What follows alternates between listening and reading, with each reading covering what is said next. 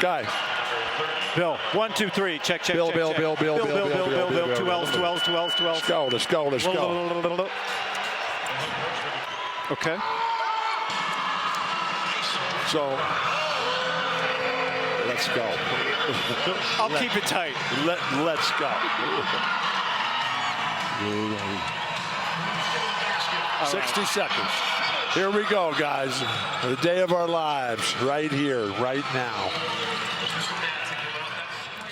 That's a clip from just before we went on air, a game I did with Bill Walton back in December, about 6 months ago. I found the raw footage of the broadcast, and it had some recording from before the broadcast actually started. The game was BYU at Utah, and it was perfect. The game was great. The crowd was huge. Bill was so excited to be there. And what you just heard, I took it at the time, and Bill said it with a smile on his face, a big smile, because he was fired up. But I took it as, hey, kid, just get me the ball and let's rock, which I did. When we came on air, I immediately said hi, and here's Bill. Being next to Bill was not the time to try to be the star. He was the star without even trying, and he was in this element that night. It was a dream come true for me to work with him for the first time. That came almost 4 years ago, back in January 2020. I'd met him a few times before, but back in January 2020, when I walked into the arena to watch practice, I went up and said, hey, Bill, I'm Guy. And he said, save it for the air. And he pointed to a chair far away from him. I knew this was coming. I'd been told it was coming, but he wanted to make sure that we didn't waste any of our good banter getting to know each other before the game. He wanted it to be authentic on the air. The next day, just before we went on air, Bill turns and says, now, if you don't have any plans tonight, I'd like to take you to dinner after the game. And of course, I said yes, because I was pretending as if I hadn't been hoping all day that he would ask. We eventually went to dinner through the back door of the kitchen. The owner knew we were coming. But that was only after Bill had taken every picture and signed every autograph for every person that was waiting, including players, and lined up to see him after the game. And he spent dinner asking questions, only talking about himself when I forced him to. That day back in 2020, I did okay on the air. I was trying really hard to be prepared for everything that Bill could throw at me, but that's impossible.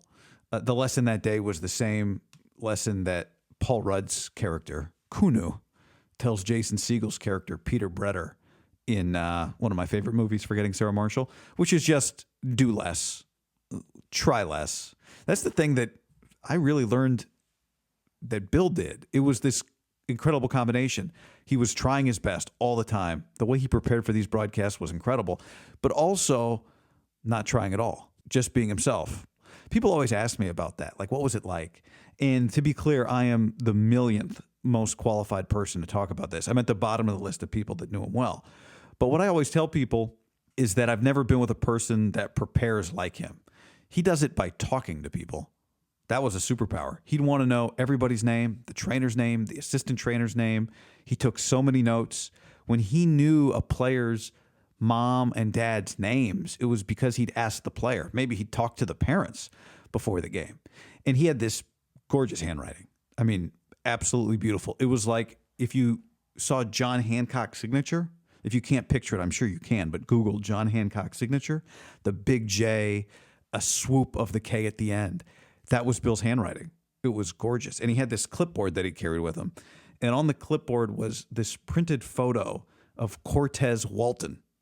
I said, who is that? He's like, oh, that dog saved my life. Cortez was a massive, brindled, colored bull mastiff. I think it was a bull mastiff. I'm not great at identifying dogs. It was a massive dog.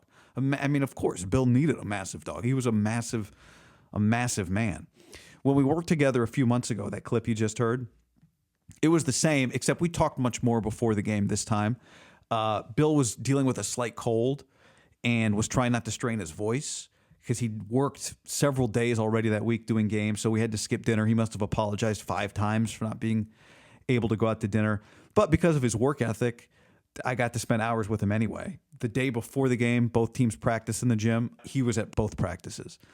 The morning of the game, the teams go shoot around at the gym. He was at both shoot arounds.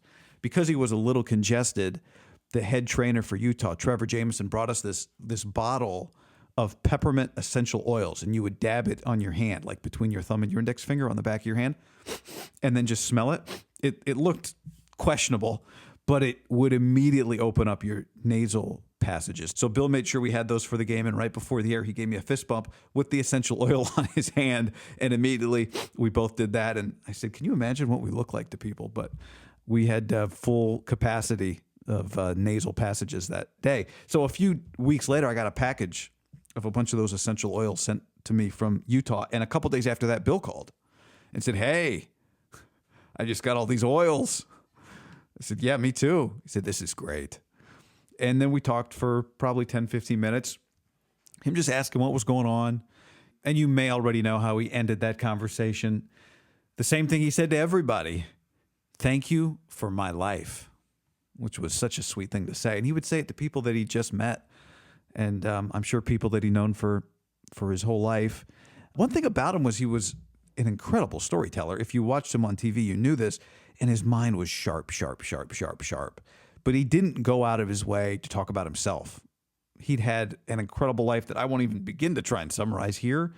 You should go read a biography about him or watch the 30 for 30. He had a really bad stuttering problem growing up. He didn't learn to speak until he was well into his 20s. He'd had like 40 orthopedic operations, broken his spine. I mean, it was uncomfortable to walk, I'm sure, to say the least, but he always had a smile. He hadn't played basketball professionally since the late 80s.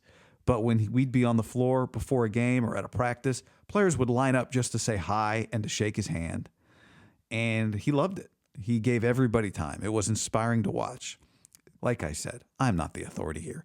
Just a guy lucky enough to experience it a little bit for myself. The beauty of Bill was that he was so open. Because of that, there's thousands of people that could tell you better stories than me. The last time we worked together was that clip I played earlier, was one of the best, most well-rounded broadcasts of my career. I knew it the second we went off the air. Several years ago, I'd started a notebook page that were notes on Bill, just in case I ever got to work with him. I hoped that I did at that time. And the first time I worked with him, I referenced those notes ahead of time, like studied them, just to know everything about him, just in case I needed to drop a little note of him. And I wasn't as good that day. The last time I worked with him, I didn't look at the notes at all because it wasn't about that. It was about being prepared for the game. Bill wanted to talk about those people. If he wanted to talk about some rock formation, I would just stay out of it. He would know it, and there's nothing I could say that would contribute. By just trying to emulate him, which is prepare for the broadcast, and then don't grip it too tightly. Don't try so hard. Just be open to the world. I was much better. Don't force it. Just be present, be ready, be open. That was a good lesson for that day, but that's, I think, pretty obviously a much bigger lesson for life. These are just a couple of my minuscule slices of one of the largest pies a person has ever baked. I mentioned that 30 for 30. ESPN aired it last year. It's called The Luckiest Guy in the World. It's awesome. I highly recommend it. Bill died of cancer on Monday, May 27th, Memorial Day, 2024. I was surprised that he was 71 years old because his mind had to be half that age, and his life experiences must have been 100 times it. Here we go, guys. The day of our lives, right here, right now.